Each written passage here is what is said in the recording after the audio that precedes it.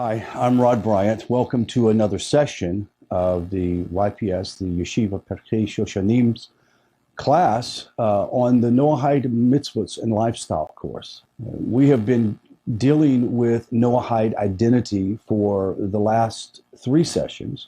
We actually have a couple of more sessions dealing with the same subject.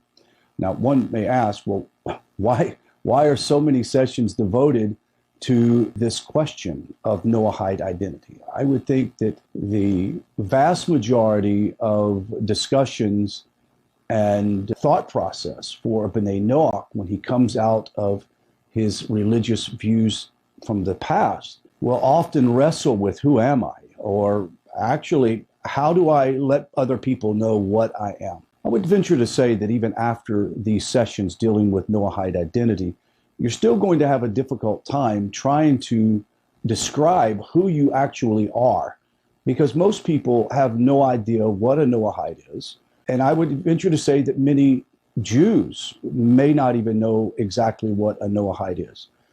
That's the reason why this class is so important, that you are able to verbalize and understand what a Noahide is and what your identity is. Now, what you call yourself after may be a different thing based on the community that you are speaking to.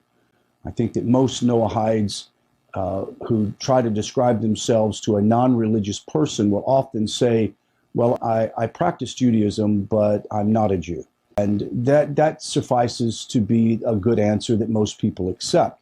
Now, obviously, if they wanted to delve into it and wanted to understand what it is, they could say, my religion is Judaism, but I'm not Jewish. I practice Judaism for the non-Jew. There are many ways that you can construct that to describe yourself. But honestly, until the world knows what bin or bat Noach is, or what Noahide is, you're going to have a tough time trying to explain yourself. So let's get right into this. Actually, I understand that these last 3 and this 4th and 5th session will be relatively short. The reason why is we're trying to compile all this information. We could have put it in one super long class, but we prefer to do it in sort of bite-sized lessons so that you can take time to go to the sources. And while we're speaking of sources, make sure you avail yourself of all the sources at the bottom of each page. Take time to go to the sources, look them up on the internet.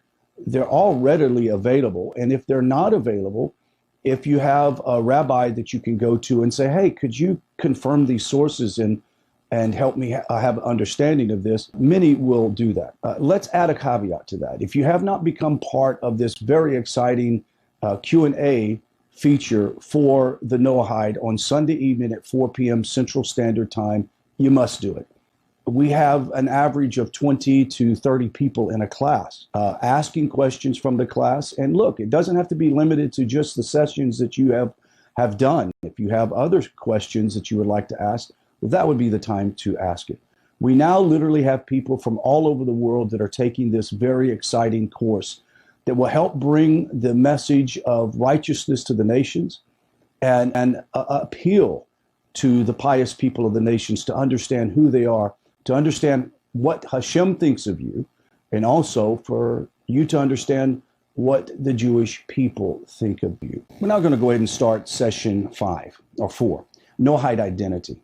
What is a Noahide? The big, great question. Now, the term ben Noach or Noahide or B'nai Noach, which is plural for Noahide, occurs about 50 places in the Talmud and Rashi.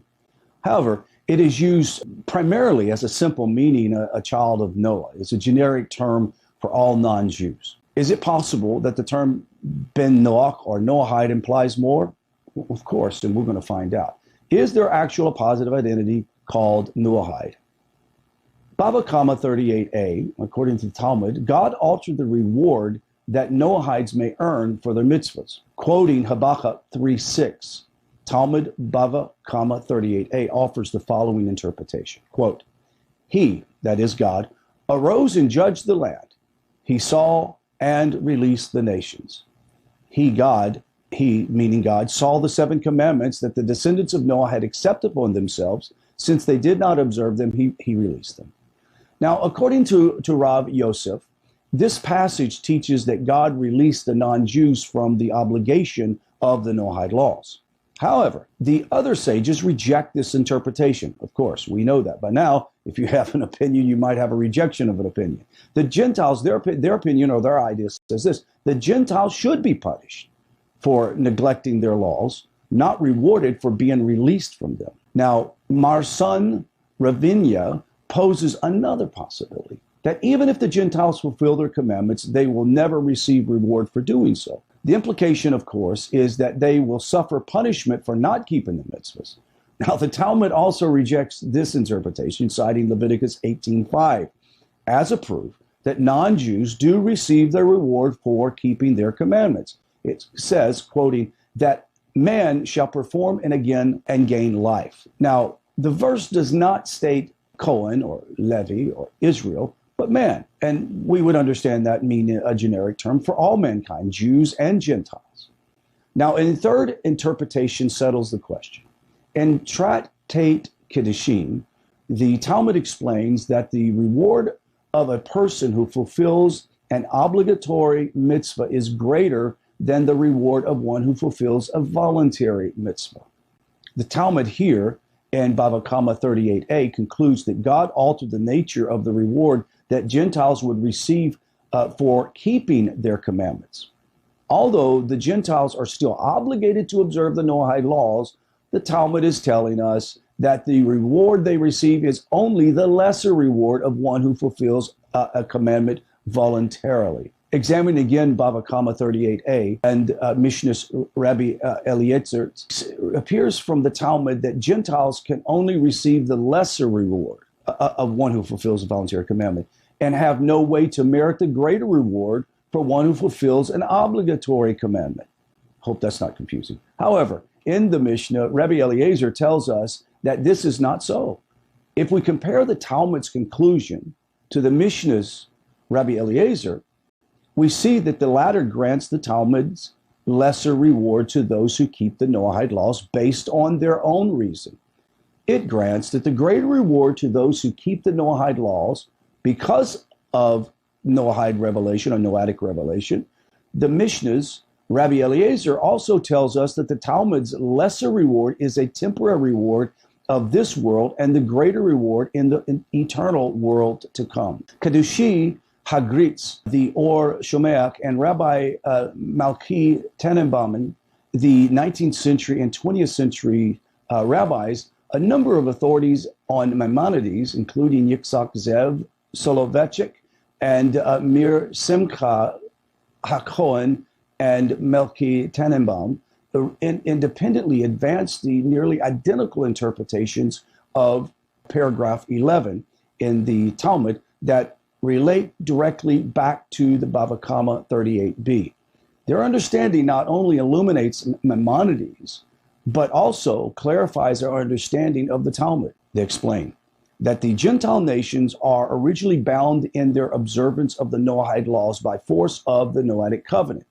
Iteration of the Noahide laws at Sinai, however, transferred the authority of its original Noahidic covenant to the Sinai covenant. Noahides would now be bound in their covenant not because of Adam and Noah, but because of Moses transmitting the Torah at Sinai. So therefore, the transmission of the Noahide laws from Moses to the world, to the nations, to include the Israelites, sort of cements it for the future for all mankind. Therefore, when the Talmud states that God released the Gentiles, it means that he released them from the binding forces of the original covenant. In order to become obligated to this new Sinaitic covenant, a Gentile must accept the Noahide laws anew.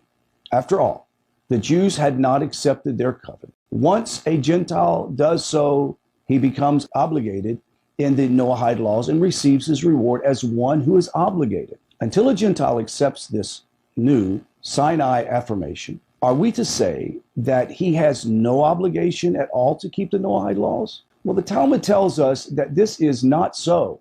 Though the original authority of the original Noahidic covenant ceased, Gentiles are still punished for transgressing the Noahide laws. Where this not the case, Gentiles would be profiting from having long neglected the Noahide laws. The punishment meted for not observing the laws is therefore a legal technicality, so the non-Jew should not profit by their transgression. The force of the original covenant, however, is no longer binding. Therefore, there is no conventional imperative for any Gentile to observe the Noahide laws until he accepts the Sinai reaffirmation in these laws. Until a Gentile makes such an acceptance, any observance of the Noahide laws is voluntary. And his reward, the temporary reward in this world, is commensurate to this fact that he is observing these laws just by sheer accident or common sense. Once a Gentile accepts the Noahide laws as per the Sinai reaffirmation, he becomes bound by them and receives the higher reward of one who fulfills an obligatory commandment. Understanding Maimonides would have derived from a paragraph 11 from the Talmud, from this understanding of the Talmud in Bava Kama 38a. All that remains then is to explain the equating of the Talmud's greater reward with that of the world to come. The Mishnah, Rabbi Eliezer, may serve as a source for that. But what about Maimonides' requirement that the Gentiles accept their laws based on the Sinai reaffirmation rather than the original Noahidic covenant? Well, Maimonides' disagreement with the Mishnah's Rabbi Eliezer on this point is not surprising. The Talmud and its commentaries discuss the nullification of the original Noahidic covenant and the reaffirmation of the Noahide laws in Sanhedrin 59a. This is necessary to explain the repetition of the Noahide laws at Sinai.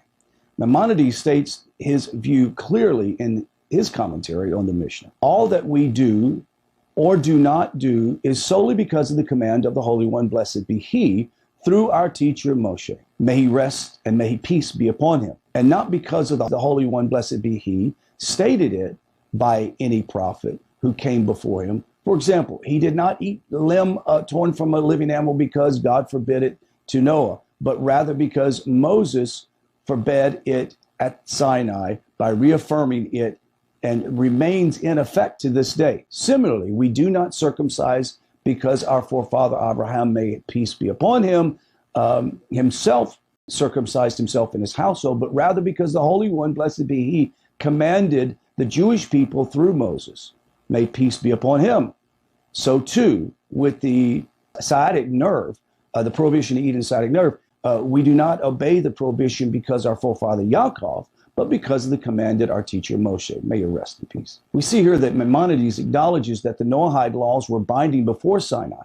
However, Maimonides is telling us that their covenantal status changed from Noahide to Sinai at the giving of the Torah, meaning that prior to the giving of the Torah, it was the Noahide laws, it was because of Noah, it was because of Adam, etc.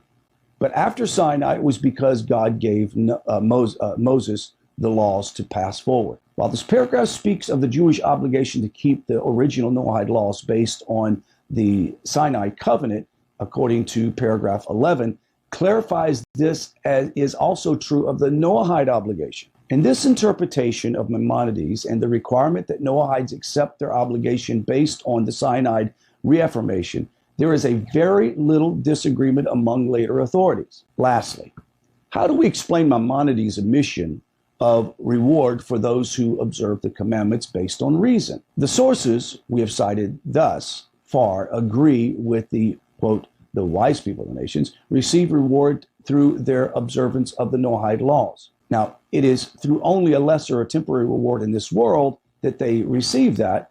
Nevertheless, they receive a reward. They explained that Maimonides' omission does not imply his rejection of the concept.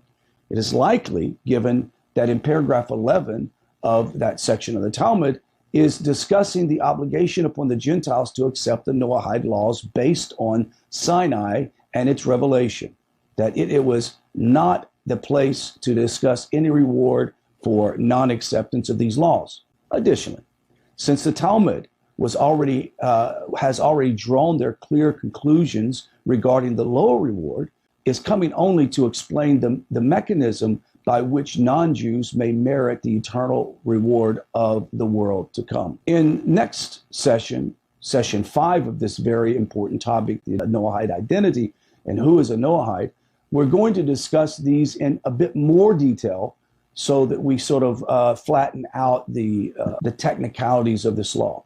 I want to remind you that when we have discussions in these classes, it sometimes seems a bit complicated and wordy. This is the nature of law, period. If you go to any law library in the United States or in the world, per se, and begin to read court case law and decisions that are made by judges, etc., you're going to find wording that is very technical. And the reason why that it's technical, it has to eliminate any possibility of misunderstanding. And for a layperson who comes and just reads a law book, and they look at that, and it can be confusing. And in no way is the great sages of Judaism trying to confuse anyone. If anything, they're trying to bring out better understanding. So be patient in your study of Torah if you're a non-Jew. Be patient with your rabbi that is attempting to explain these things to you that sometimes appears to be legalese doublespeak. It's not. It is a careful attention to detail on Torah law that is important, and it has to be explained. If you don't understand something, ask questions. Go to the chat section on the side here and ask questions. We'll answer them to our best of our ability. And join us on Sunday evenings at 4 p.m. for a great discussion with other Noahides from around the world, asking questions about this very exact coursework. So until next class, shalom.